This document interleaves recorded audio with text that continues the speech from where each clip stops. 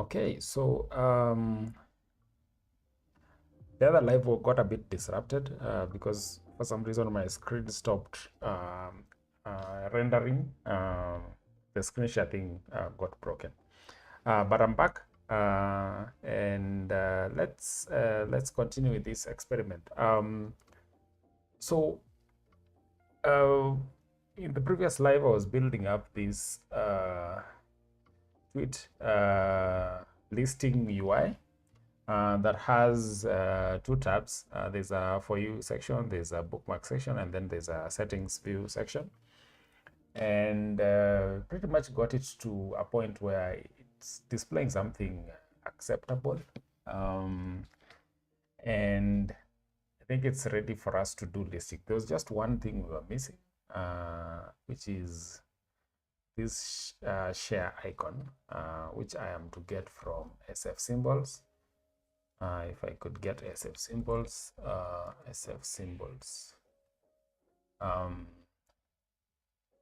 so using system icons, so I can just pass it the correct name and should be able to access the icons themselves. And the way I expect to do that is just look for something that matches. So sharing, we have this default icon. This one closely matches this, so I think this can work. I'll go with this. They are very similar. So you can just add that to the image view there, and yeah, that handles it. There's a bit more spacing for the icons here, so let me try and get a bit more radical with the spacing. And so this doesn't seem to give me the effect I'm looking for. Okay, yeah, so it's giving me the effect I'm looking for. So 80 could be too much. Let's do 60. So it closely matches this. And now just checking the stream health.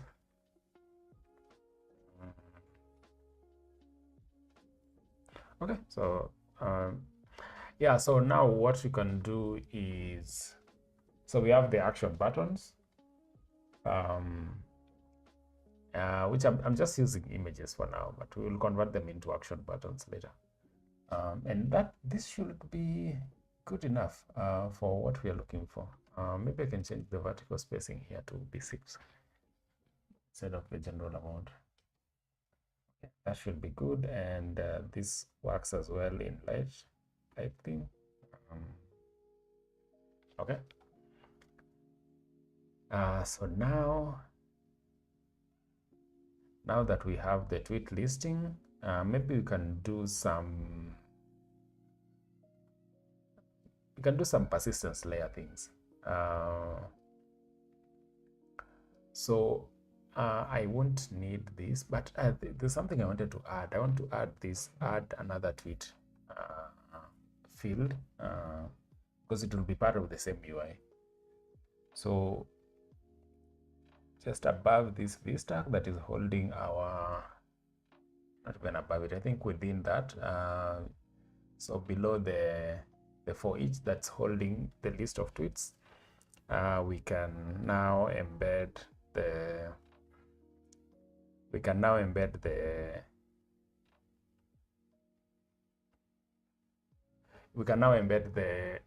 add another tweet text field. So I'll add a text field, and this one will be add another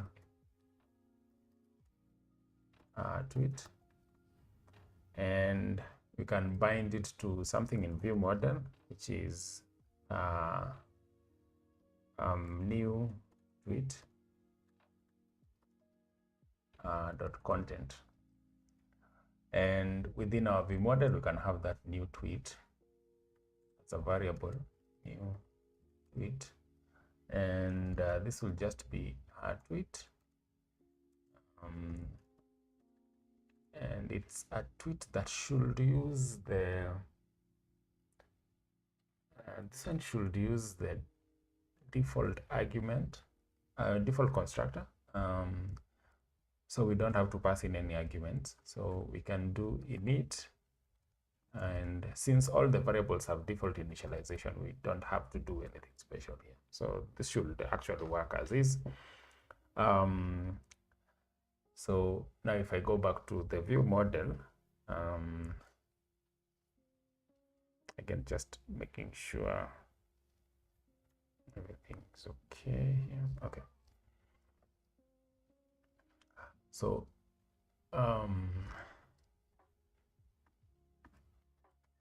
so we can go back to the view model, and the view model has that default tweet, and this default tweet can be used when we want to create another tweet. So you can use it as a placeholder or when we want to compose a new tweet, and that should help us with that. Okay. So I'll go back to the view, and in this view, so we have the content, but this needs to be a binding to the, so that's how text fields. We'll process it, and then we'll be able to do some styling for the text field.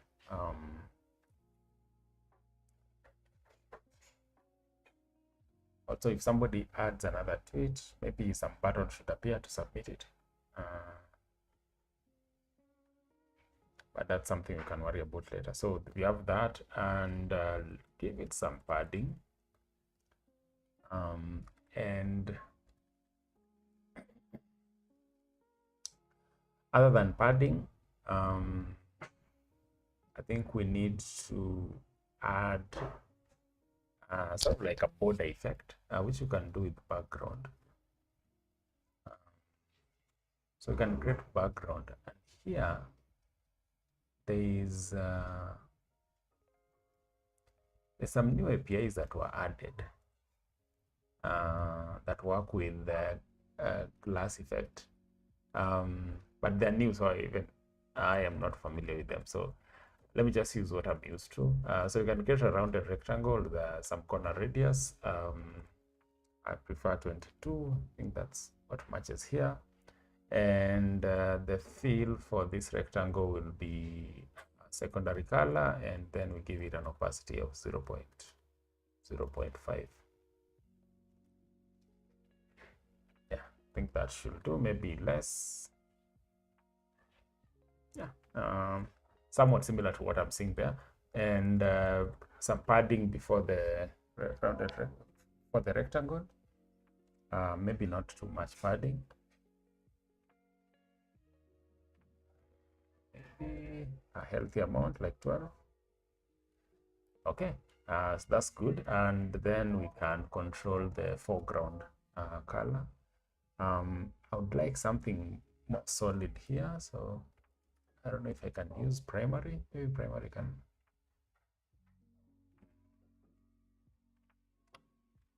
Primary would not. Let me see. What if I use black? Okay, that still doesn't solve it. Okay, no worries. Let's just go with the default setting. So that gives us this text field, and we can type a tweet into it. Another tweet here. So when a new tweet is available, what we can do is provide a submit button. So if viewModel.newTweet.content is not empty,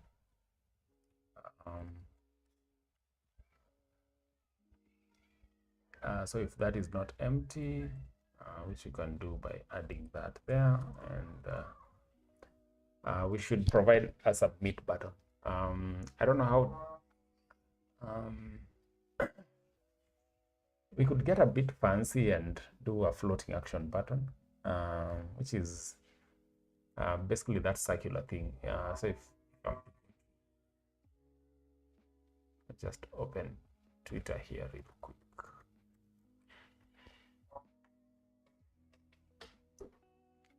So the floating action button would be something like this. On mobile, the button for submitting a new tweet actually usually has that that sort of look.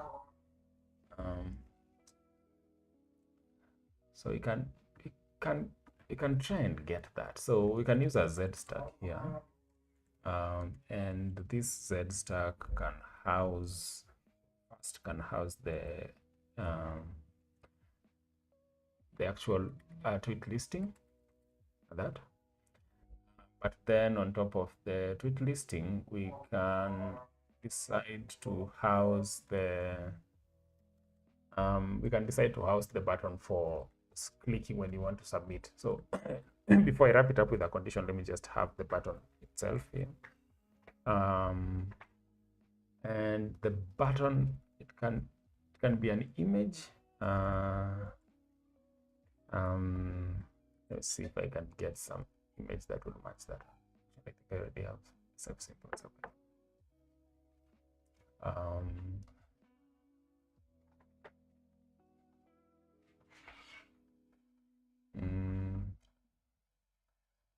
We have a bird. Yeah, we have a bird. So I can use this one. Okay, let's use bird field, and that I'll close out SF symbols for now. And now that we have that, what we can do is, so right now it's positioned at the center. So we can do some alignment for it. So I'll give it a frame, some width, maybe 100, height also 100, and then I'll apply alignment of bottom trailing. Okay, so that gets us close to what we need, but it doesn't really meet the requirement yet. So what we can do is I can bring in another VStack, and with that VStack, I can provide the image to it, but I want this in reverse. So want it at the bottom. You can see the bird thing is moving, and bottom trailing. So I want this to be at the end. I thought this bottom trailing would do. So I can do this with alignment. I could also do it with the H stack. It's getting a little bit more nested than I was hoping for, but we'll still be able to achieve the effect of a floating action button. So we can have that. So we can have that effect, and then we can have a spacer here,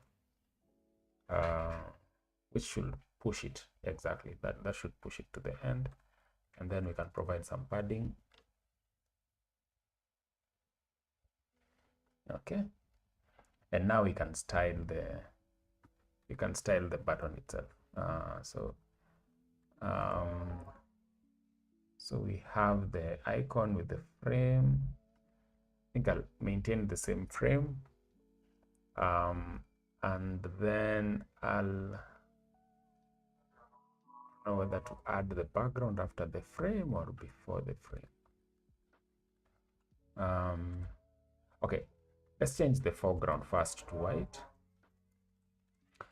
so that the icon is white, and then add a background, which is actually a circle. And that circle is maybe blue.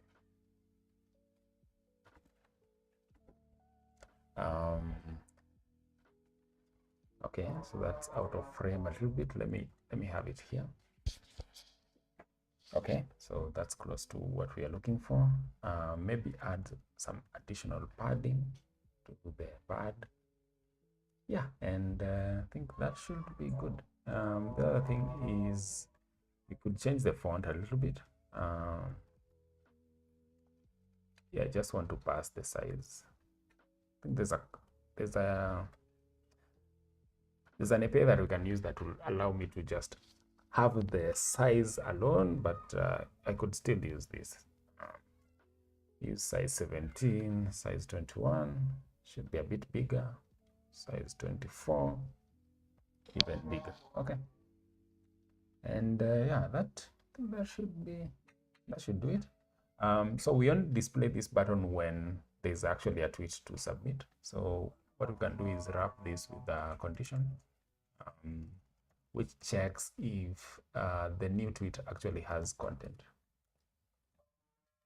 And thanks to SwiftUI's ability to observe these fields, we will automatically know when new tweet has content.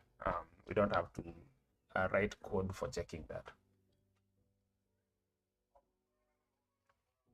And checking that it has content is basically calling is empty on the value. So if it is empty, the button won't be displayed. But when we start typing a tweet like hello world, the submit button, floating action button will appear. If there's no value, then it disappears.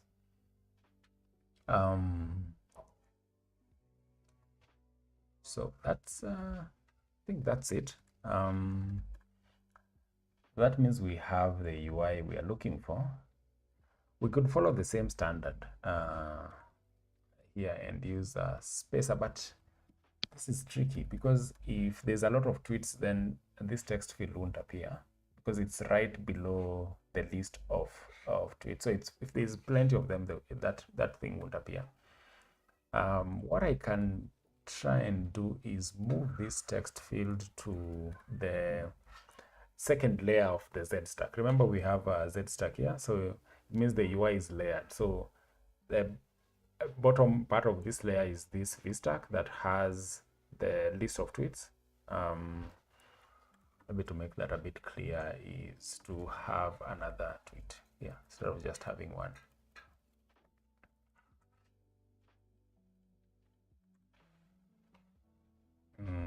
So let's have like 3.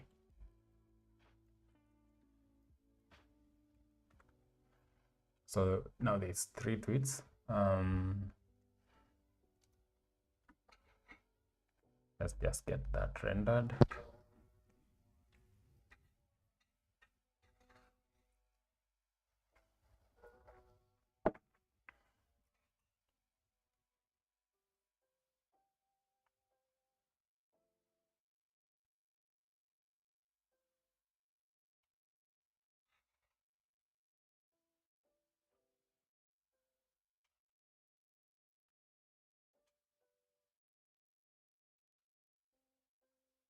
Okay, so that's rendered, and now we have the tweets. We have 1, 2, 3, and this should be scrollable. It's actually not. Okay, so for each is not scrollable by default, so we might have to do the work of making it scrollable. So the quickest way to make it scrollable is to wrap the for each view inside a scroll view. And now it's scrollable. We can hide this indicator using shows indicators dot I think never false. It's actually a boolean, and now it doesn't show the indicators. So now that we have the tweets, we can have the text field. Notice the text field is now okay. So I already removed the text field. But if we had the text field where we had it earlier, which was below this, was it below? It was. I think yeah. I think it was below the for each. So if we were to have it here, okay. I lost the text field. Oof. That was a lot of work for the text field. Let me see if I can get it back. Okay, yeah, I have it. Okay, I can't move forward. So I'll have to do the scroll view again. And this shows indicators is switched off, and so we have the text field, but that's after the vstack. So let me just have it there temporarily, so that I don't lose it again from the clipboard. And we can copy this. Oh, in fact, I need this whole thing. And bring that into the scroll view. And of course, the text field now needs to be in the vstack, so that this makes sense. So we have the for each, and we have a scroll view for it. In fact, let me just do this correctly, how I'm hoping to do it. So I want this to be here.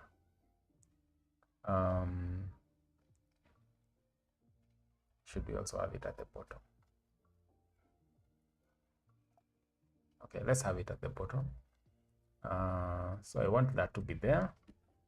And let me just toggle this so that you can get a preview. So now what we have is we have the new tweet button, and then we have add another tweet. I think a better experience for this is if this triggered the text field to appear, maybe in a bottom sheet or something. I think that would be a much better experience than trying to layer it on top of the listing for the tweet. Or could it still fit?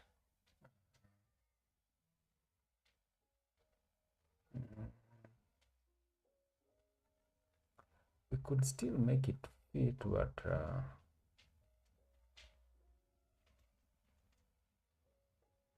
no. Let me have it as a sheet.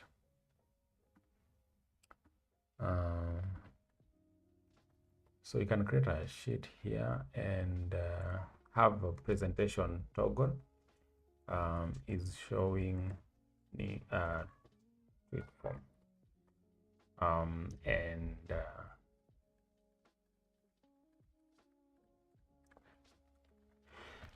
Okay. Okay, so with this needs to be a variable is showing. Come on, it's showing tweet form, and that can be false. And now we can have our text field within that. I could probably do some extra work and have this within another vstack, just for alignment purposes. And by having it in there, we can have a space. I don't know. I think the best place for this spacer would be at the bottom. And we can use presentation details to determine the height of that bottom sheet. So I'll use medium, and if somebody types long text, they can move to large, and that should do it. And now the presentation of that bottom sheet will be triggered by when somebody clicks the floating action button. So if you click this, then we get that bottom sheet presented. And what I can do is just plug it here. Is showing tweet form will now be true. I could use toggle, but since the value for this can be changed by the bottom sheet being dismissed, it's not reliable. You might have conflicting states. So it's good to be explicit. So just change it to true. And yeah, that should be that should cover itself. And now this doesn't have to be conditional. It can just be displaying throughout.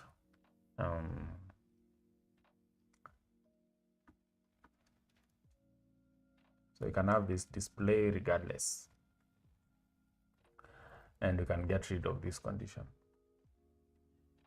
So now when you click it, we get the add another tweet bottom sheet, which is super long. Should probably look for a way to change that so that it's not that long, but also perhaps the most important improvement would be to use text editor here instead of the text field.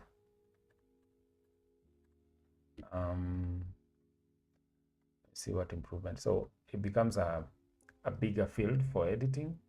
Not very well styled, but we can have a title. Yeah, another tweet, or maybe something better like compose tweet. I'll make this font title, and yeah, so now we have composed it, and then there's this area where if you tap on, you'll be able to compose your tweet. Now the only thing missing is the submit button.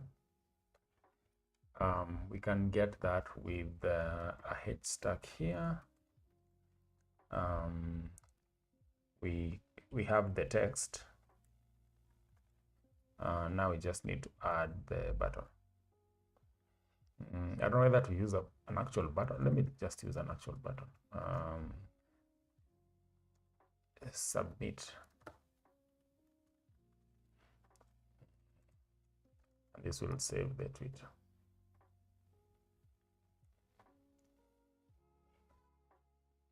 Okay, so we have the submit thing. We can customize it a little bit. So give it title 3, and we make it bold, and we should give both the views some padding.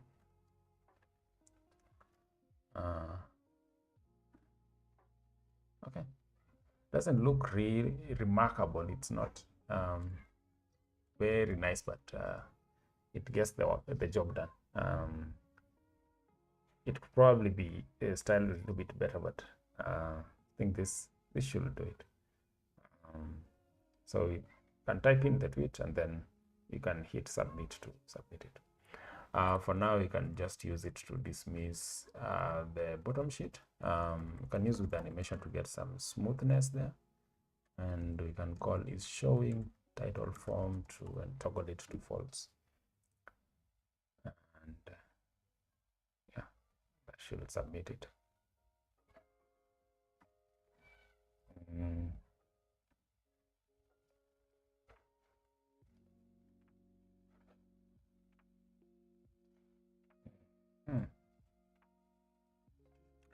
It doesn't look too good, but I think we can just work with that for now.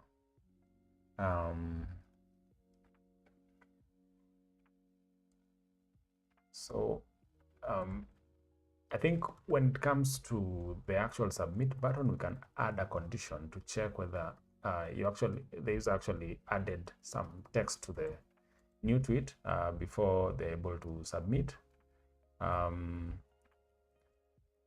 Otherwise, we can give them a close button. So you can have a button that does the closing, and we can give it a role destructive and see if the system will style it.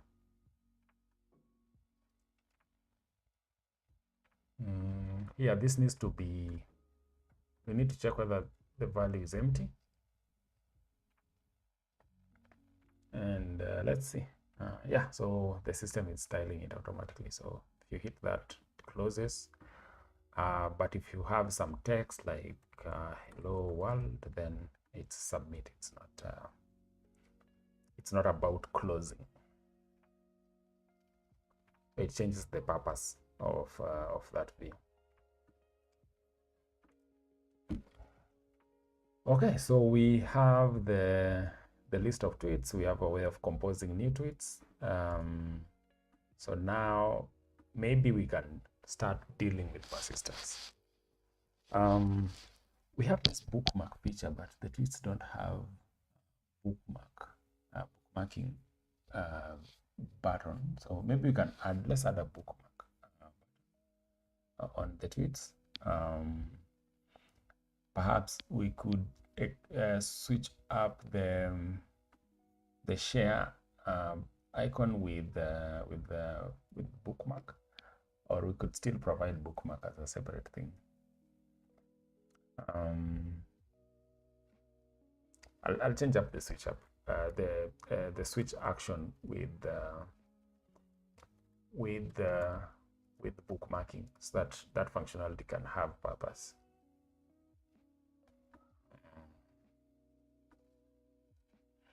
Just waiting for SF symbols. So there's this bookmark icon. I'll use the circular one. And we can replace this with circle one. The circular one feels out of place. Get SF symbols again here.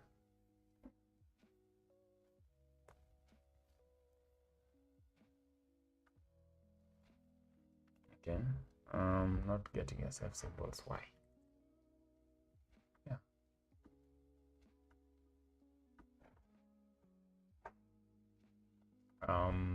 So a bookmark.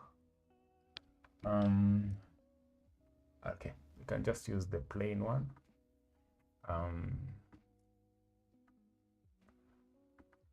No circle. Yeah, that fits a bit better.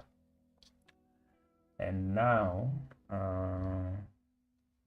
this seems ready, so we can start handling persistence. So for us to handle persistence, I prefer to use Realm Swift. Some people would use Swift Data, but I have more experience working with this. Although it's a library that's facing a lot of problems right now. MongoDB, which was the parent organization that launched the project, abandoned it. And now we are left, most people that are using the library for persistence are left as orphans. So nobody's really maintaining it. You can see the last commit is from a month ago, which is not a good sign for an important library such as this. You need to have regular maintenance, and there's a lot of issues that are pending. So if you are launching a new iOS project, whether macOS, iOS, or iPad, if you're launching a new project with Swift and you're looking for a persistence library, I would not recommend going with Realm Swift, especially for new projects. But I'm just going to use it because I just want to demonstrate persistence and doing persistence concurrently with something like Realm Swift, which will work the same way with any SQLite or REM, I think Core Data, which is provided by Apple, is a wrapper for SQLite, and I think even Swift Data is a wrapper for SQLite. Underneath Swift Data is just SQLite. But this used to be a good alternative. So too bad. Later on, maybe I might do a stream where I use Swift Data or Core Data and that might be better, but I'll just use this for today's demonstration. So this to bring in this library into the project, we will use Swift Package Manager, and Xcode provides a convenient way to do that. So you just go to your root project, and there's this build settings section. Is it? Yeah. No, this. So go to project, not targets. So under projects, you'll find package dependencies next to build settings. And under package dependencies, you can add a dependency. I already have some of them here, but if you didn't, the way you do it is you just paste the URL to the package. So you copy this, the SSH URL, and you paste that into the package manager, and then it will try to resolve, and you can point to an exact version, which is usually my preference, or you can choose next major version. But I prefer exact version so that you can be more precise about your dependencies. And the most recent version is version 20.05, and we can just paste that there and click add package, so that this will pull it. So we'll give it some time for Xcode to download the latest dependencies or binaries for Realm Swift.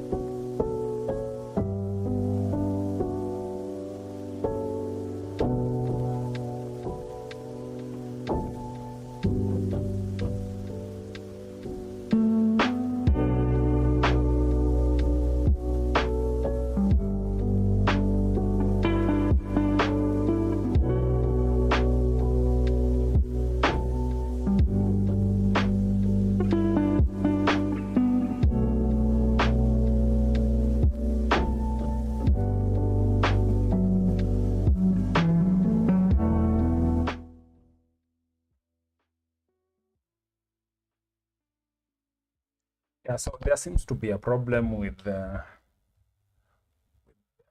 package.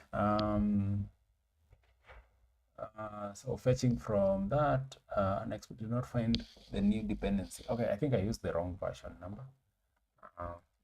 Let me remove the V there and see if that will fix it. What could not be resolved? Did not find any new dependency in the package graph.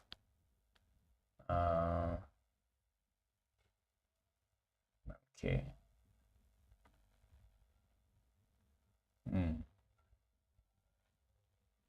Okay, I'll click add anyway and see if that will. Okay, yeah, that won't work.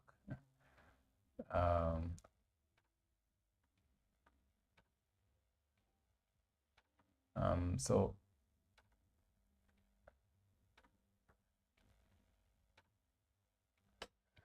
this will still give us problems. So I have some previous resolution of those that dependency. So I'll try and use what I already have, but that points to community.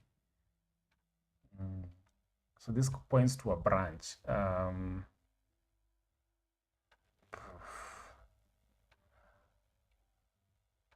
Fingerprint failed to verify. So there's something wrong with Swift Packet Manager's ability to resolve that dependency remotely. And that will just give me problems. So it's unexpected. What do I do here? Okay, so sometimes what this requires is to clear the cache that Xcode is using, and that might resolve the issue. So I'll just go to Xcode. Xcode. Oh, sorry, that's under developer.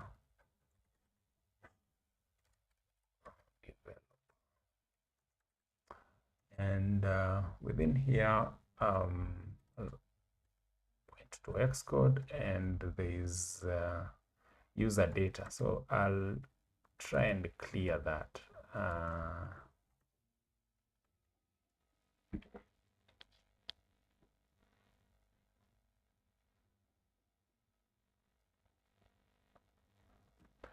Okay, so since Xcode is still open, that won't work. So I'll need to close it first.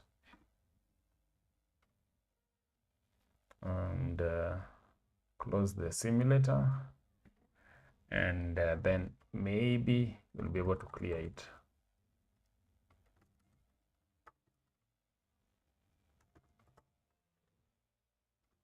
Okay.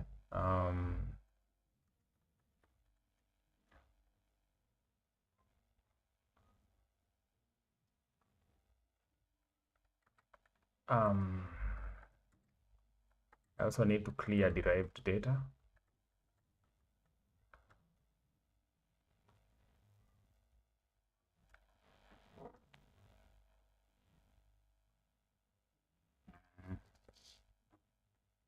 This usually takes a while because it keeps a very large cache of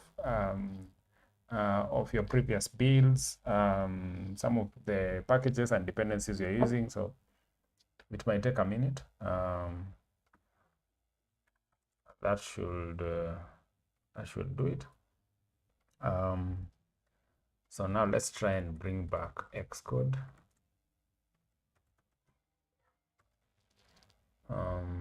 And this is async lab.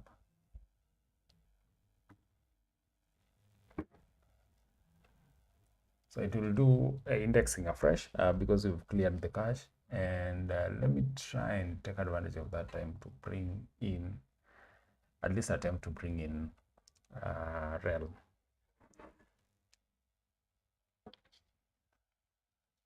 I want an exact version.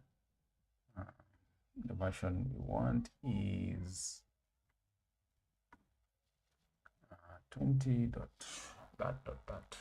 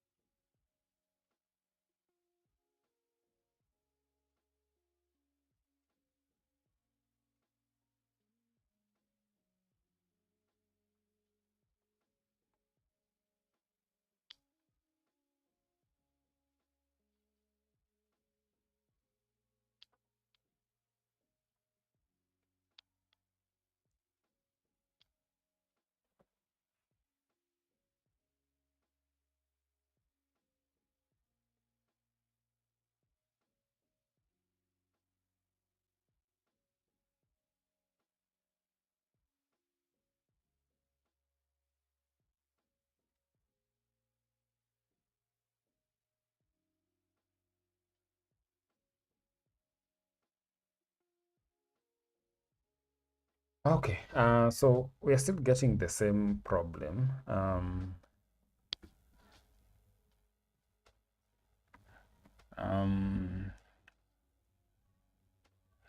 So requirement 101 trade set default.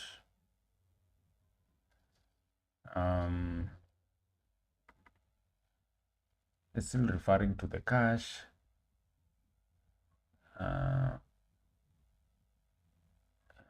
Package.zip doesn't exist in file system. Okay, so the project doesn't have a package.swift, but this is not not a separate project. It's an iOS project, so I could try and like customize it, but I don't think it would be wise to try and create my own package.swift for this. So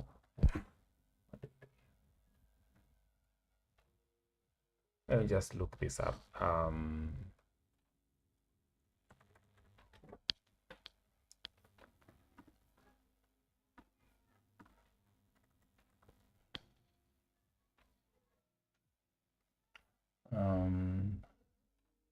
Okay, so caches.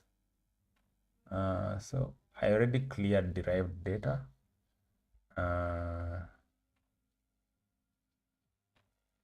Clear package. So there's a package resolution cache. Let's see.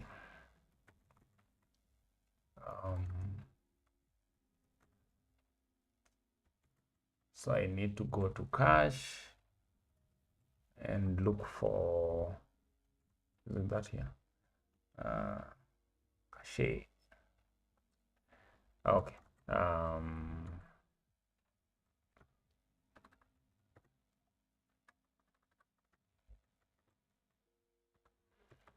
And look for Swift Package Manager.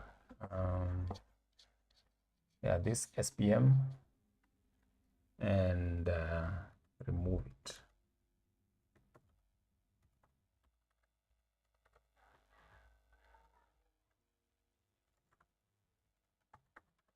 Let's see if that resolves the issue.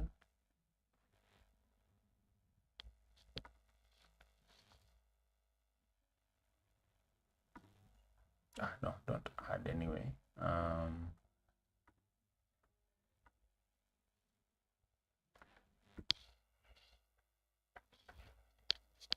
So this is what happens when you are dependent on the IDE, when things are hidden away. When things fail, you end up at the mercy of the configuration of the IDE itself. Because if this was a plain project, I could probably just edit the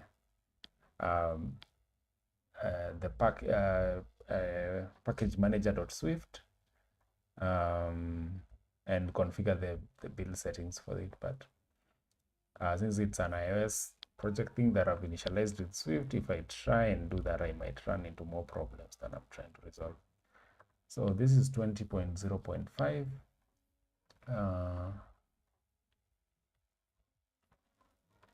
20. Okay, let me change this to next major version.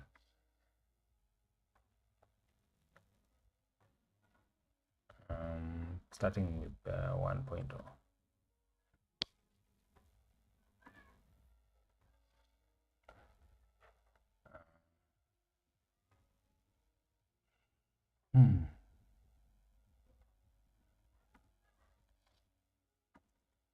Okay, let's use a branch then.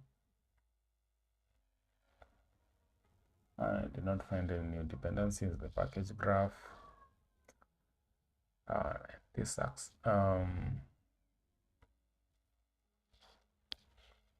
Oh.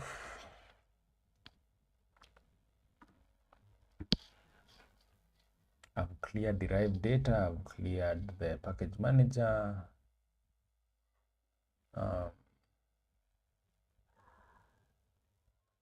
Repositories. Clear package resolution. Okay. Okay, so okay. this should come back after trying to execute a new build. And try this package update thing. Cannot find package.swift in this directory. Okay, I have to execute this on the project itself. So I have that in desktop somewhere. And this is what's the name of the project? Async lab. Swift package update.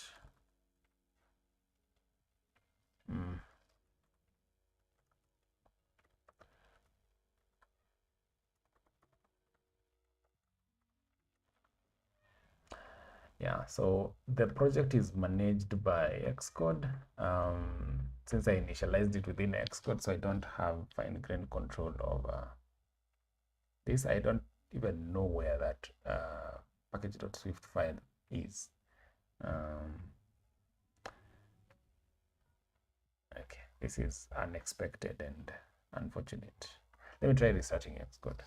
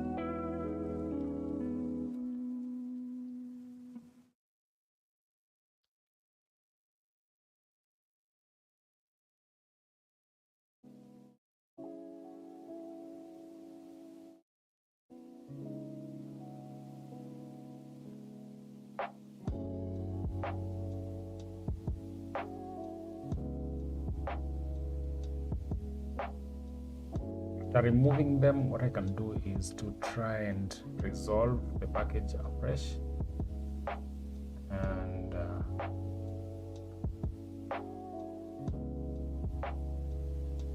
hopefully it will be resolved this time.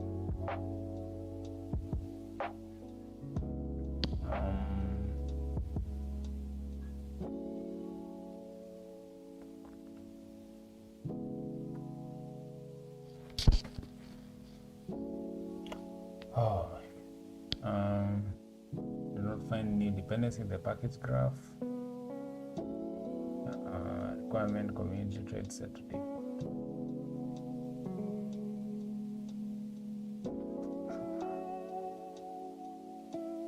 Exact version 20.05.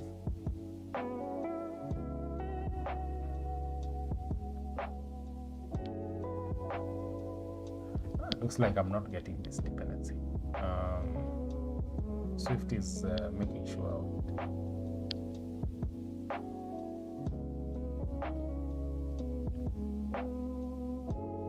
Anything here?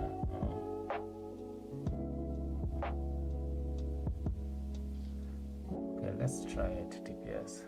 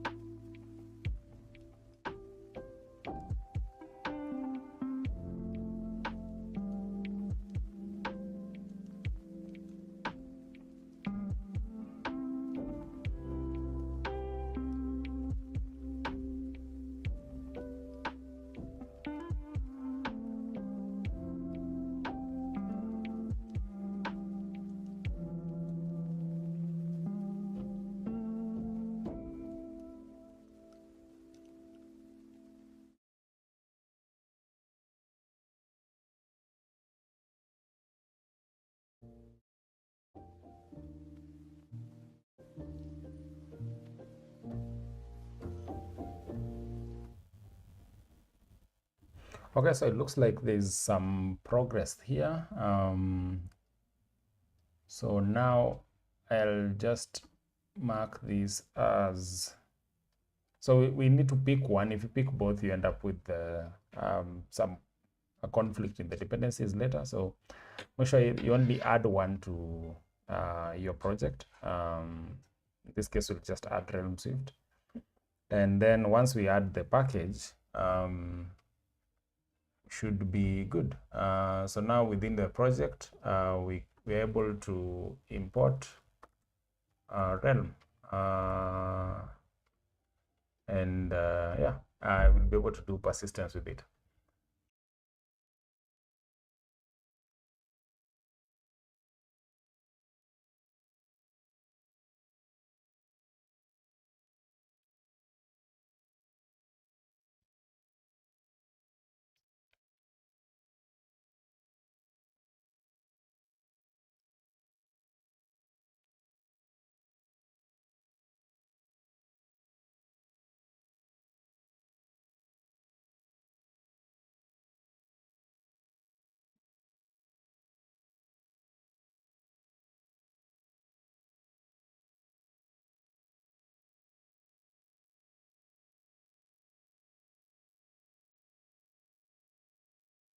I did not think it would tell me that I need a pro